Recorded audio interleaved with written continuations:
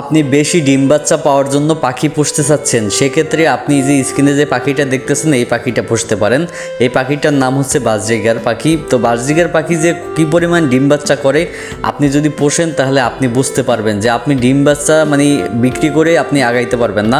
প্রচুর পরিমাণে এরা ডিম বাচ্চা করে। আপনি যদি পাখি পোষার ইচ্ছা থাকে সেক্ষেত্রে আমি বলবো যে আসলে বাজরিগার পাখি পুষতে পারেন। হয়তোবা শখের জিনিস হলেও আপনি বাজরিগার পাখি পুষতে পারেন। শখের জিনিসে আপনি কিন্তু দেখতে পারবেন অনেক ডিম বাচ্চা পাবেন।